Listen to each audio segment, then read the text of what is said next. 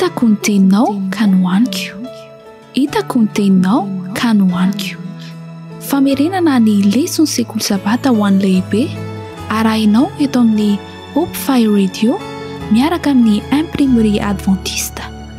Hitako ny teninao ka nohaniko, hitako ny teninao ka nohaniko.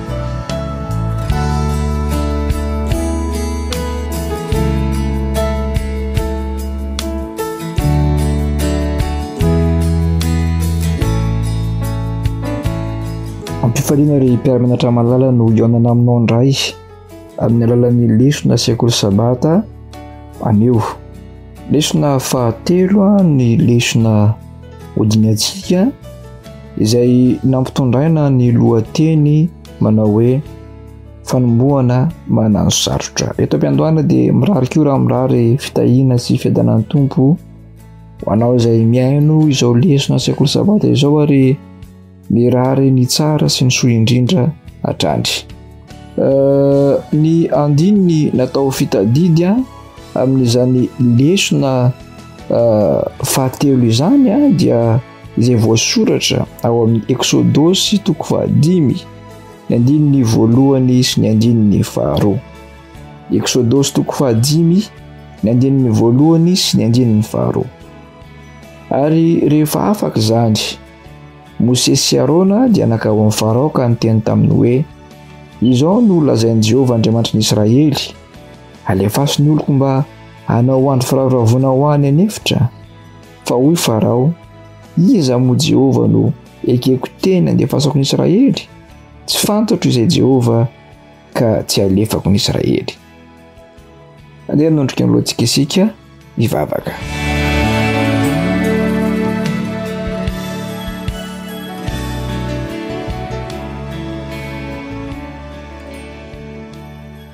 Andriamanitra tomponay masina sy tsara indrindra any an-danitra, misaotra sy midera ary mankalaza ny anaranao zahay.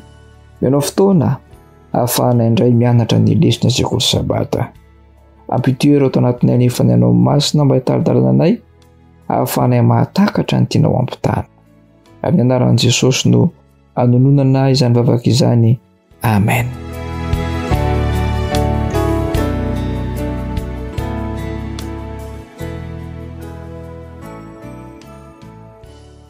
Betsaka ny olona mihevitra fa ny miaraka amin'Andriamanitra ary mpiara-mianatra malala dia midika fa hoe misosa tsara ny fiainana, milamina tsara ny fiainana, feno fahombiazana, feno fifaliana.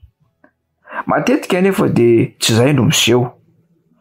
Toa zary mifanohitra amin'izay eritreretina ka maro ny diso fanantenana, maro ny mametram-panontaniana ary toa fanontaniana tsy misy valiny akory. Eny, na misy valiny aza dia toa sarotra vao azo izany valiny izany. Raha ny Baiboly no jerena dia hita taratra tao amin'ny tantaran'ny zanak'Israely izany. Niova tampoka ny toe-draharaha. Nampanantena mantsy Andriamanitra fa hitarika sy hanafaka ny vahoaka ny ala ao Egipta, nefa vao maika ny hamafy sy ny hanamay ny fandehan-javatra. Toa vao maika nijaly ireto vahoaka ireto. Hitantsika fa nanao zavatra tsy mitombona tamin'izy ireo Farao. Tsy vitan'izany ihany fa nandany tsy hamela azy ireo hivavaka amin'Andriamanitra ihany koa.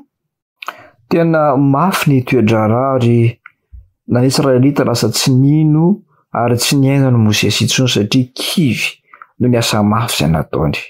Kanefa nasian'Andriamanitra ny teny tamin'ny Farao indray Mosesy. Tamin'izay fotoan'izay dia nanohatra ny didin'Andriamanitra izy. Nilaza Mosesy mantsy fa nahoana moa no hiaino azy Farao kanefa na ny vahoaka Israelita ary tsy mihaino azy akory. Ary rehefa avy eo mbola niteny any Mosesy hoe izaho ange tsy mahay miteny. Ohatra ny nametraka olana Mosesy ary mety nitahotra izy dia lasa ohatra ny amin'ny maha-olombelona azy dia nitenany izany teny izany.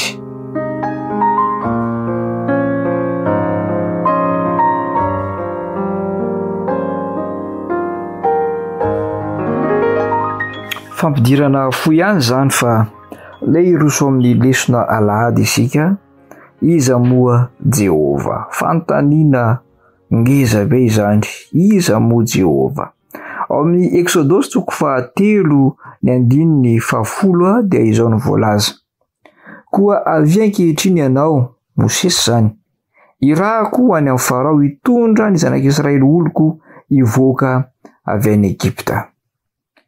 Hitantsika amin'ny io andiny io fa niantso any Mosesy Andriamanitra mba anana mission manokana mihitsy hitondra ny zanak'Israely olon'Andriamanitra ivoaka avy any Egypta.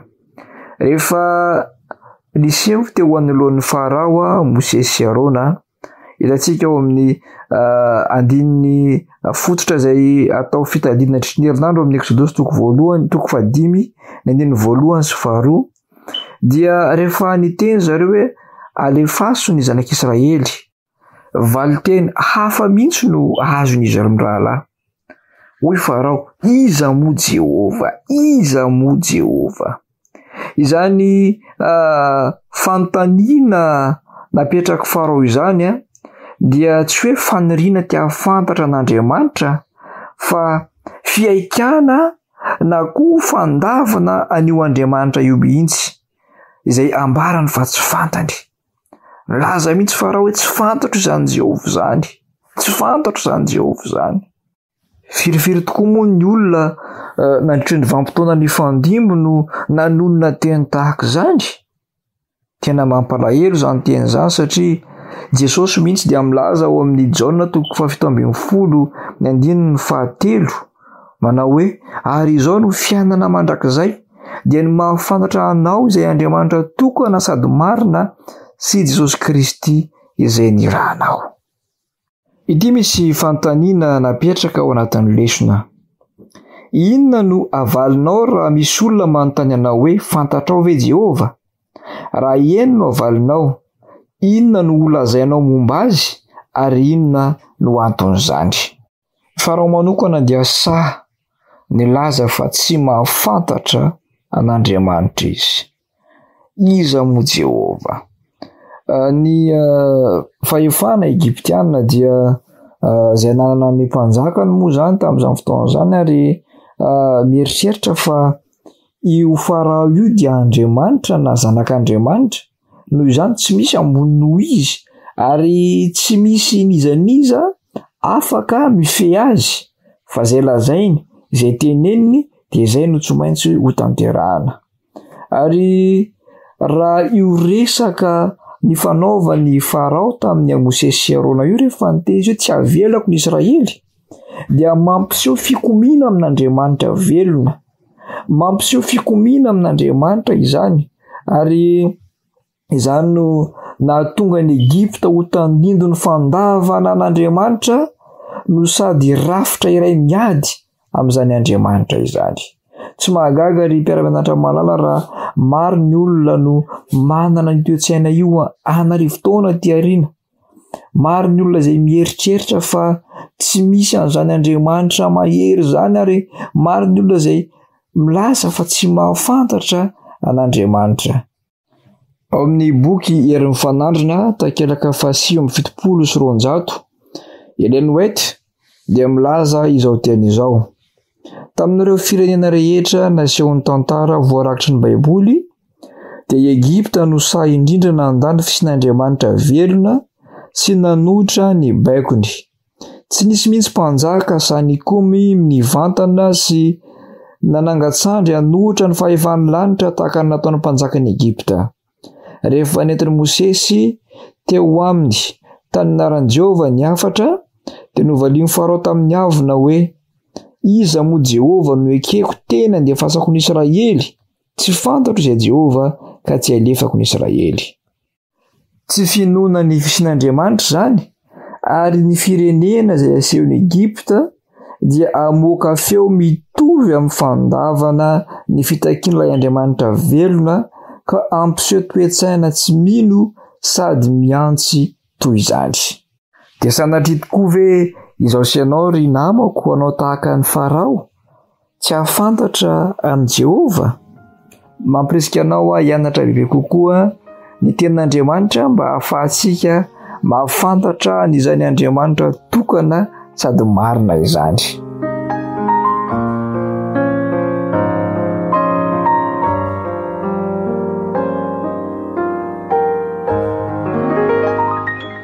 Lesona alatsinainy fanombohana manano sarotra. Manasanao hiaraka hamaky amiko izay voalaza amin'ny Exodosy 4:4 ny andininy 7:20 ka hatramin'ny 1:30 amin'ny anaran'i Jesosy. Dia lasa nandeha Mosesy sy Arona ka nanangona ny lolo ny zanak'Israely rehetra. Dia nolazainy Arona ny teny rehetra izay efa nolazainy Jehovah tamin'i Mosesy sady nataony teo masony olona ny famantarana. Dia niny ny olona ary rehefa reny fa Jehovah efa namangy ny zanak'Israely ka efa nitsinjo ny fahoriany dia niondrika izy ka niankohoka. Izany no zavatra nisy talohan'ny nandehanan'ny Mosesy sy Arona tany amin'ny Farao. Namory ireo olona sy ny vahoaka Israely izy ireo ary nilaza tamin'izy ireo ny teny izay nataon'Andriamanitra taminy ary naneho tamin'izy ireo ny famantarana izay nasehon'i Jehovah. Hitantsika fa mazava be ny fomba fijery teto satria noho ny famantarana izay hitan'ny vahoaka dia nino izy ireo fa tena anafaka azy ireo tokoa amin'ny fanandevozana Jehovah ary izany no nampirisika azy ireo hiankohoka tamin'Andriamanitra. Azo antoka fa tena hoe nisy fanantenana ambony ny zanak'Israely rehefa avy nandevozina nandritry ny 400 taona mahery. Rehefa izay dia nakao amin'ny Farao izy mirahalahy. Nitondra ny fitakian'Andriamanitra izay nahatonga ny toe-javatra lasa niaratsy ho an'ny zanak'Israely. Nitombo ny fahorian'izy ireo, nialavesatra sy niasarotra ny asa mafy andavanandro ary nampangana ho malaina tamin'ny asa natao izy ireo no amafisina kokoa ny fitondrana azy ary vao maika no asarotona noho izay nisy teo alohan'ny fanompoana nataony. Tena tsy nahafaly ny vahoaka izany, tsy nahafaly an'ireo mpifehy ihany koa izany. Ary izany ange no lasa nampisy fifandirana teo amin'izy ireo sy tamin'i Mosesy sy Arona. Ahoana ny voalaza ao amin'ny Exodosy 5:1-20. Aroa izy tamin'izy roalahy. Jehovah ne hijery sy hitsara anareo satria efa nataonareo mangidy hoditra eo anatrehan'ny Farao sy eo anatrehan'ny mpanompony izahay ka nasianareo sabatra teo an-tanany hamonoana anay. Mafy izany teny izany, tena hoe hitantsika fa navesatra loatra tamin'ny zanak'Israely ny fanandevozana. Tena mafy tamin'izy ireo no nanjoa azy ireo satria no amafisin'ny Farao ny asa izay nampanaovina azy ireo. Lasa tena nahatsapa hoe very tanteraka ny fanantenany. Raha nisokatra kely izy teo dia izao maizina tanteraka amin'izy ireo ny lanitra. Arak'izany dia tsy maintsy niatrika olana avy tamin'ny vahoaka izy mirahalahy dia tsy iza fa Mosesy sy Arona izany. Ankoatra ireo fiatrehana ny olana avy tamin'ny Egyptiana teo anatrehan'ny Farao moa izany dia tsy maintsy niatrika izany teo anatrehan'ny vahoaka izy ireo. Ny fanontaniana ho fampiarana izany lesona izany dia izao: inona ny fomba tsara indrindra azonao sy azon'ny hafa tao mba hiarahana mamaha olana amin'ireo mpitondra fivavahana rehefa mitranga ny fifandirana raha tsy azo hidifina izany? Eo amin'ny fiainan'ny fiangonana tokoa mantsy dia izao: misy foana karazana olona izay matetika tezitra rehefa misy zavatra tsy dia mifanaraka amin'ny loatra amin'ny toe zavatra misy eo amin'ny fiangonana na eo amin'ny mpitarika ny fiangonana izany. Ampirisihany nefa ny isika amin'ny alalan'izao lesona izao mba hitady marimaritra iraisana, hitady fomba tsara entina mamaha olana rehefa toe-javatra sarotra ny fiangonana.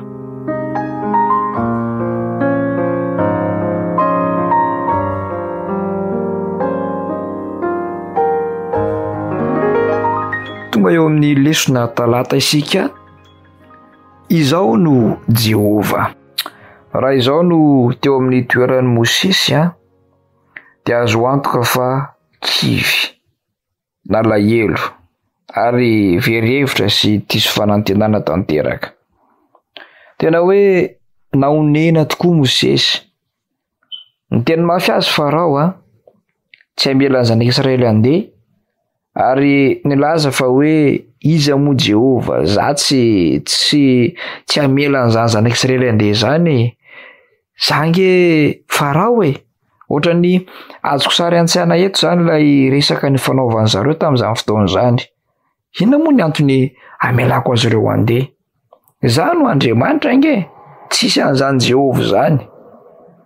Hitantsika ihany koa fa ny olona izay nitarihan'ny Mosesy izay naneran'Andriamanitra azy hivoaka any Egipta dia mbola nanozona azy. Ny zavatra nataon'i Mosesy dia nitaraina tamin'Andriamanitra noho ny toe-javatra nisy niainana izy. Mafy loatra ny zavatra niainany ary niantoraka tamin'Andriamanitra izy. Izao no fanontaniana napetrany tao anatin'ny fangidina sy fahadisom-panantenana lalina noho ny toe-javatra izay niainany Israely, izay hoe toe-javatra niaratsy sy mafaitra izany. Hitantsika izany ao amin'ny Exodosy 5, ny andininy 2:20 sy ny andininy 7:20. Exodosy 5, ny andininy 2:20 sy ny andininy 7:20. Izao no nolazain'i Mosesy.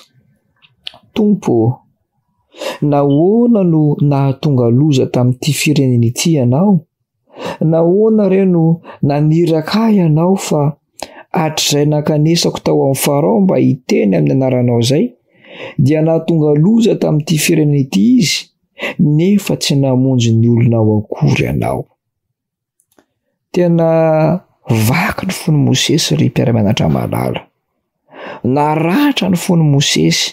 Izany tena nahatonga azy nitalao, Tompo, nahoana no nahatonga loza amin'ity firenena ity ianao? Mazava loatra araka n'io voalaza ao anatin'ireo andininy ireo fa tsy faly tamin'Andriamanitra Mosesy. Rehefa jerena ny toe-javatra dia tsy sarotra ny mahatakatra ny antony zany. Ao amin'ny 9 ny andininy 1 dia hitantsika fa namaly Andriamanitra, mahery vaika ny valitenin'Andriamanitra, hiditra an-tsehatra amin'ny fomba entitra izy. Izao no voalaza Exodosy 1:1. Ankehitriny ho hitanao izay ataoko amin'ny Farao. Eo amin'ny Exodosy 5 manomboka eo amin'ny andininy 2:20 ka hatramin'ny Exodosy 1 ny andininy 9 dia misy teboka 4 manan-danja izay tokony ho fantaritsika ao. Manasanao mba hamaky izany rehefa malalaka ianao rehefa avy eo dia vakio ny Exodosy 5 ny andininy 2:20 ka hatramin'ny Exodosy 1 ny andininy 9. Tsy niteny fotsiny Andriamanitra fa hiditra an-tsehatra amin'ny fomba mahery vaika ho an'ny vahoakany. Nampatsiahany Mosesy teboka vitsivitsy Andriamanitra. Voalohany, izao no Jehova. Faharoa, izao no niseho tamin'ireo patriarika. Fahatelo, nanorona ny fanekeko tamin'izy ireo aho. Fahaefatra, nampanantena fa hanome azy ireo ny tany Kanana. Fahadimy, efa reko ny fitarainany zanak'Israely ary fahaenina farany, tsaroko ny fanekena nataoko, ny hanome anareo ny tany nampanantenaina.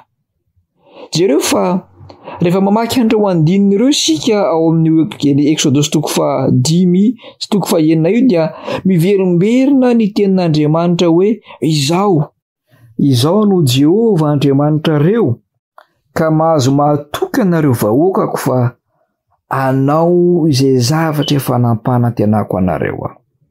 Andeha vakitsika ny Exodosy 1 ny andininy fahaenina sy fahafito. Exodosy toko fahaenina ny andininy fahaenina sy fahafito. Koa lazao amin'ny zanak'Israely hoe izao no Jehova ary hitondra anareo hivoaka ho afaka amin'ny fanompoana mafy ampanaoviny Egyptianina nareo ao ka hanafaka anareo amin'ny fanompoana azy ary sandry ahindritra sy fitsarana lehibe no amonjeko anareo. Dia alaiko ahy anareo oloko ary ho Andriamanitrareo aho, dia ho fantatrareo fa izao no Jehova Andriamanitrareo izay mitondra anareo mivoaka ho afaka amin'ny fanompoana mafy ampanaoviny Egyptianina anareo. Arak'ireo andinin'ireo dia manetriketrika no anambaran'i Jehova fa hanao zavatra efatra ho an'i Israely izy amin'ny mba Andriamanitra velona sy mahery azy. Ny voalohany amin'izany dia izao: hitondra anareo vahoaka hivoaka ho afaka amin'ny fanompoana mafy ampanaoviny Egyptianina anareo. Faharoa, hanafaka anareo amin'ny fanompoana azy. Ny fahatelo dia izao: sandry ahindritra sy fitsarana lehibe no amonjeko anareo. Ary ny fahaefatra farany dia izao hoe alaiko ho ahy anareo oloko ary ho Andriamanitrareo aho.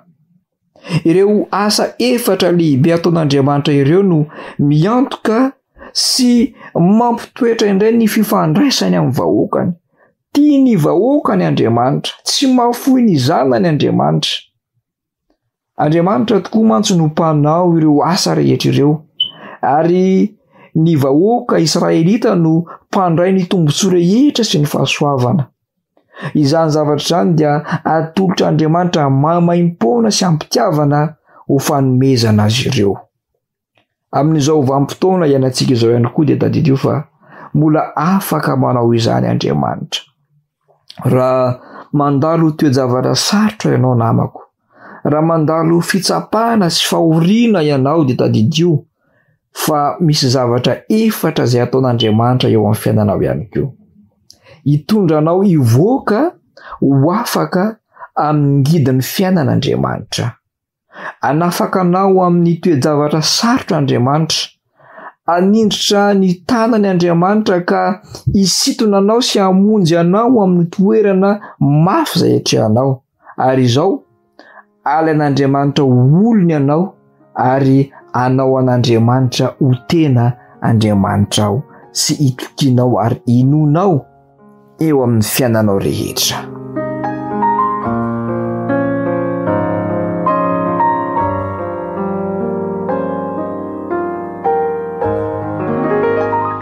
Lesona alarobia, molotra tsy voafora. Manasanao ampitiavana hiaraka hamaky amiko ny Exodosy toko fahaenina ny andininy fahasivy ka hatramin'ny fahatelo ambin'ny folo.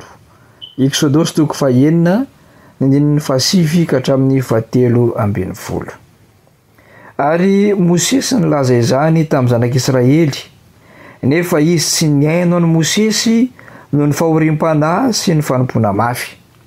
Ary Jehova niteny tamin'i Mosesy ka nanao hoe: mankanisa ao amin'ny Farao mpanjakan'i Egypta ka mitenena aminy mba handefasany ny zanak'Israely hiala amin'ny taniny.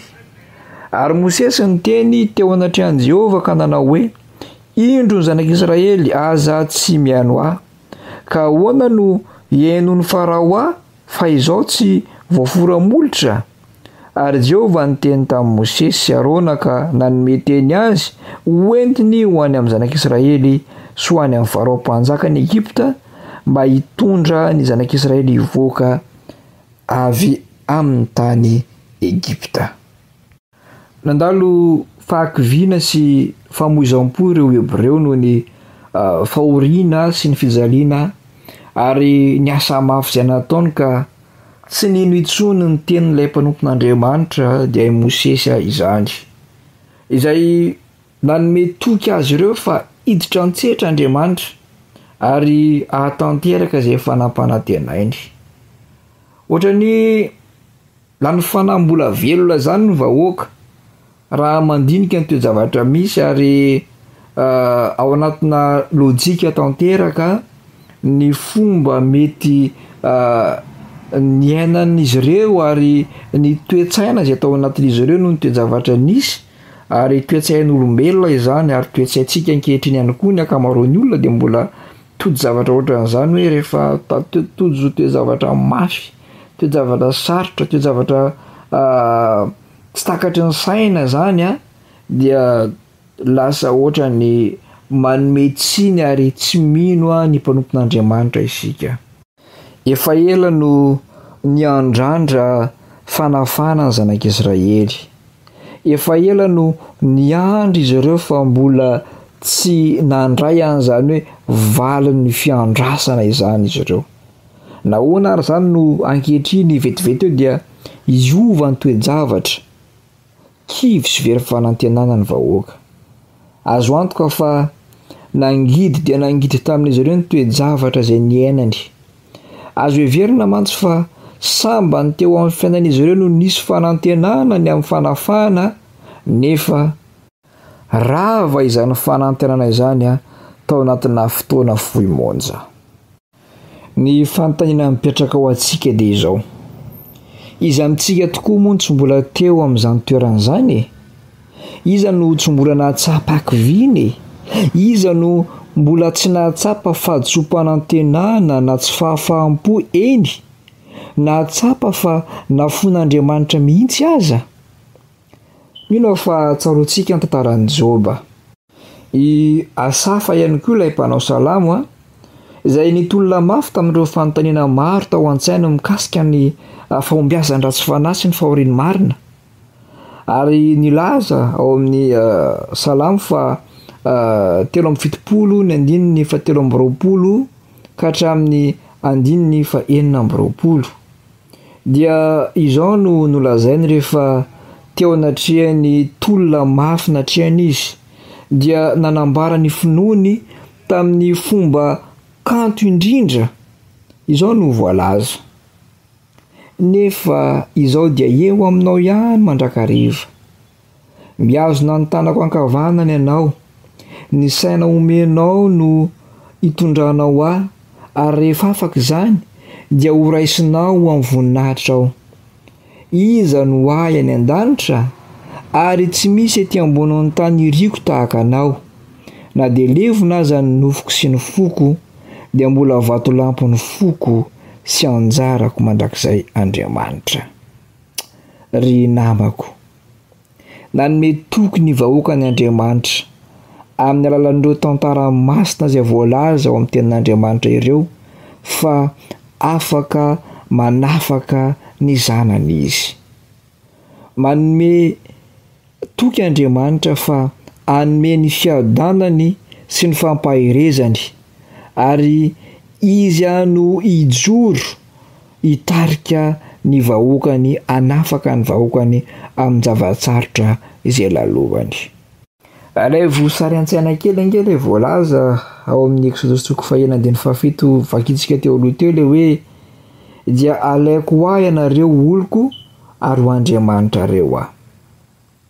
Tena maneho fifandraisana ety irin'Andriamanitra hananana amiko sy aminao amin'ilay Andriamanitra pary antsika izany.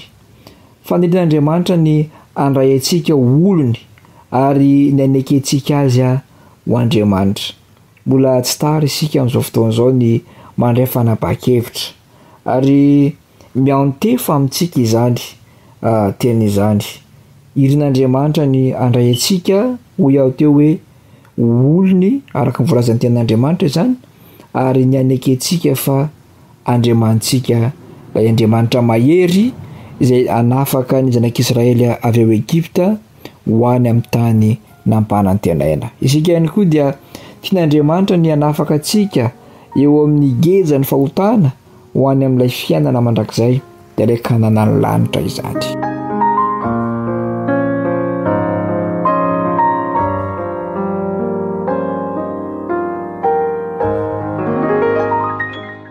Lesona alakamisy, toy ny Andriamanitra ho an'ny Farao. Toy ny Andriamanitra ho an'ny Farao. Mosesy dia nanehoan'Andriamanitra ny maha Yahweh, an'Andriamanitra, izay midika fa izy ilay andriamaniny izay akaiky azy, ilay andriamanitra ny vahoakany, ary koa ilay andriamanitra izay nanorona fifandraisana aminy araka ny fanekena nataony tamin'izy ireo. Io andriamanitra velona sy miasa io no mibaiko ny Mosesy ry mpiara-mianatra malala mba aninona? Mba andesy hitondra teny amin'ny Farao. Hitantsika fa tsy natokotena Mosesy ka nilaza indray hoe aiza no inony Farao zao tsy ny fanretenany Mosesy ihany no hitantsika eto, fa ny faniriny koa hiala amin'ilay asa nampandraketina azy. Ozy ilay tenintsika hoe te hiala bala, te hiala Mosesy hoe tsy vitako ange io Andriamanitra, tena mipotsatroka fa tena tsy vitako ange io zay ny tena tiany Mosesy atongavana eto.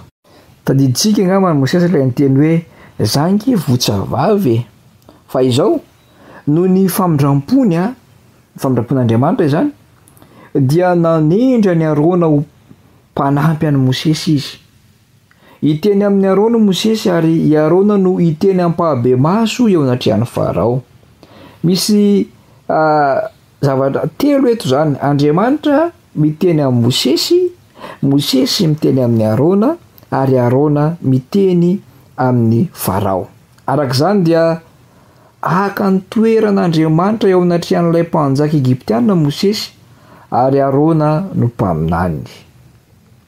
Hitantsika ao amin'ny tantara io ny fahamarinana mazava indrindra ny anjara asan'ny mpaminany. Fa ny mpaminany tokoa mantsy no mpitondra hafatra, mpitondra ny tenin'Andriamanitra ho amin'ny vahoakany. Izy no fitaovana hoentina mampita sy manazava ny tenin'Andriamanitra ho amin'ny olona. I Mosesy no niteny tamin'ny Arona, ary Arona indray no nitatitra izany tamin'ny Farao.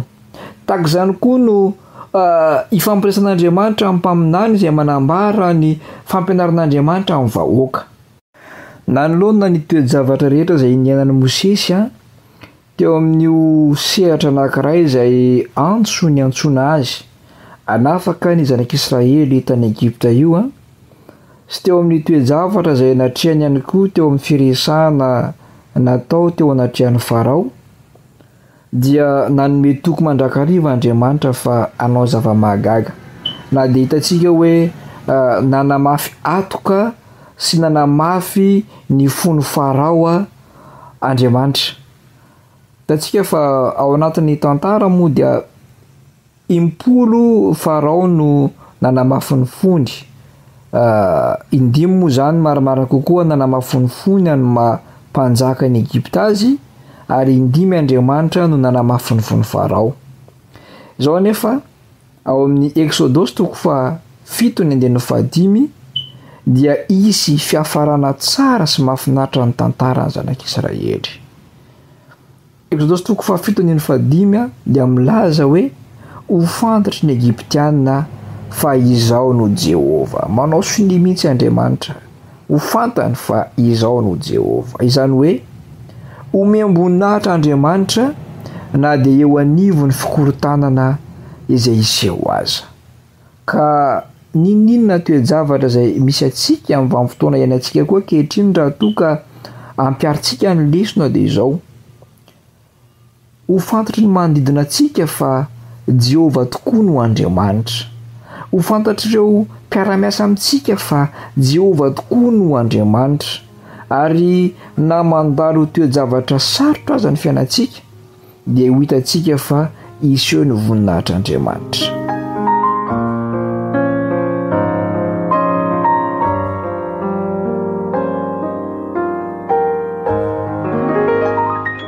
Ho faranantsika ny lesona ry namako.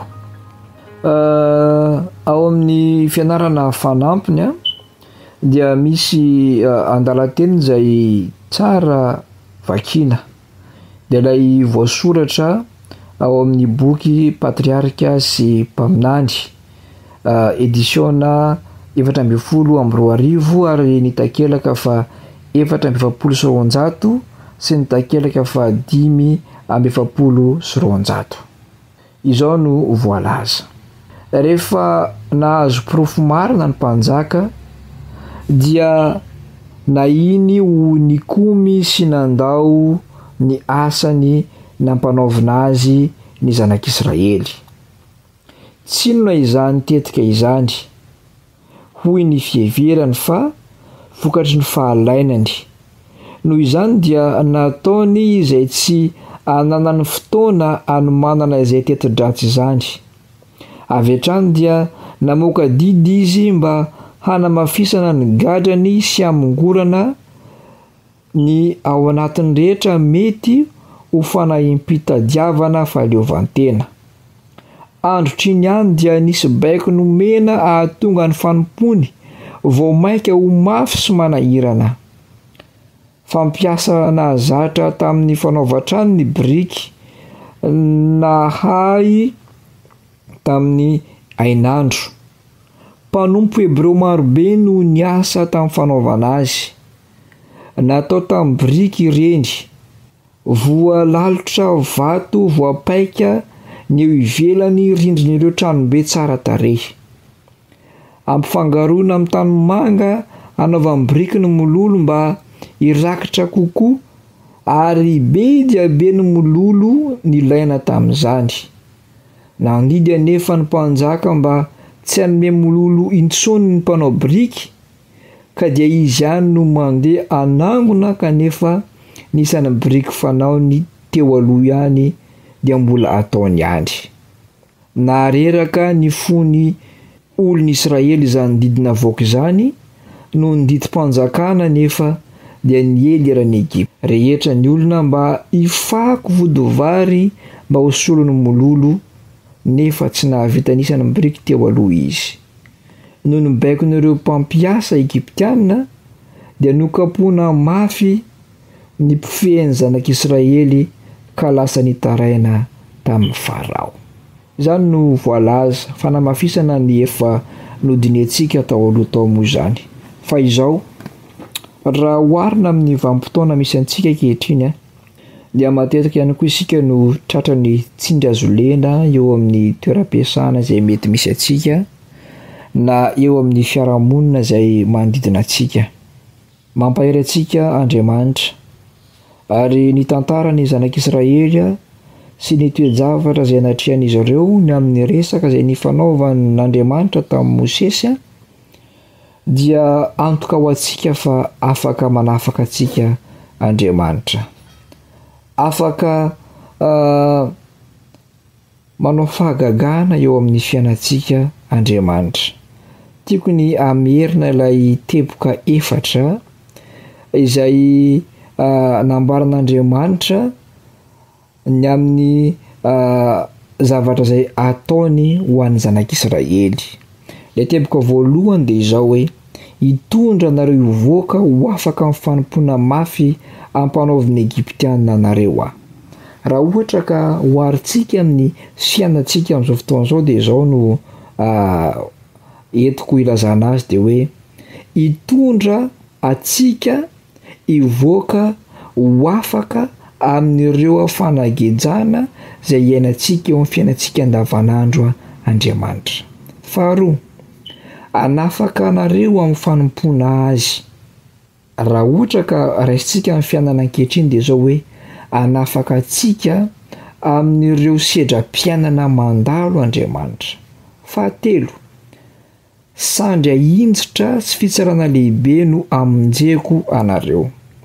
Hitantsika ao anatin'ity teboka fahatelo ity fa ny tanan'Andriamanitra mihitsy no atsotrany mba amonjena ny zanany ary izaho sy anao anisan'izany. Fahaefatra ary anisan'ny mamy indrindra dia ity: alaiko ho ahy ianareo oloko ary ho Andriamanitra reo aho. Izany no fandalin'Andriamanitra ho antsika tsirairay avy. Dia ny akan'Andriamanitra antsika, ny andraisan'Andriamanitra antsika olony, ho zanany ary ny anekentsika fa Andriamanitra no andriamantsika ary izy no raya izay namorona antsika.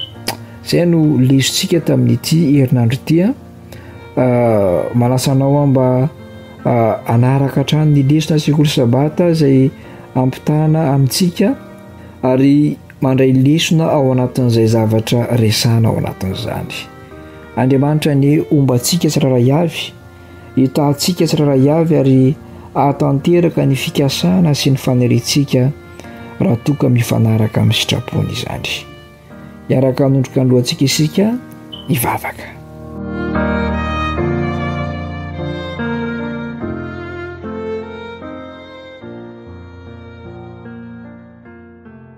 Andriamanitra tompo masina sy tsara indrindra ny an-danitro, misaotra anao zahay noho ny fotoana izay nomenao anay ahafahanay nandinika ny teninao teo. Mitoera atao anatin'ny amandrakariva ary fanahy masina mba ahafahanay hatrany mahatakatra ny lesona tiana ampitaina aminay. Io manokana ny zanakao izay miaino izao lesona izao, aza mahafoina mahasaraka azy ireo ary ninona toe-javatra sarotra izay mety andalovan'izy ireo Tompo, dia iriko raha hiditra antsera tanteraka amany olana ianao. Meo azy ireo ny finoana matanjaka, meo azy ireo ny fanantenana ary ny fahatokinanao indrindrindrindra. Dia misaotra Tompo ny amin'ny efa nataonao anay sy ny mbola ataonao anay. Amin'ny anaran'i Jesosy, amen.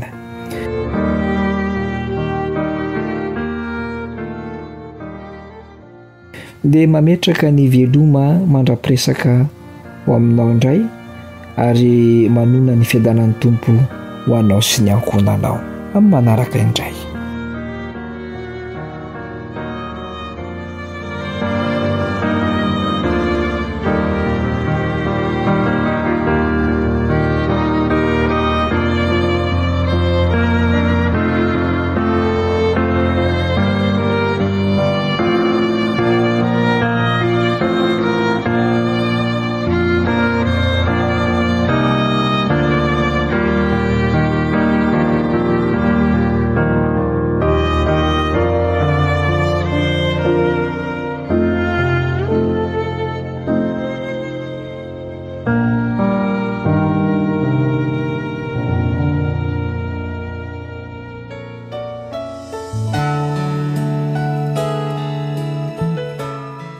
Hitako ny teninao ka nohaniko, hitako ny teninao ka nohaniko. Famerenana ny lesona sekoly sabata ho an'ny lehibe arahinao eto amin'ny Hope Fire Radio miaraka amin'ny imprimerie adventiste. Hitako ny teninao ka nohaniko, hitako ny teninao ka nohaniko.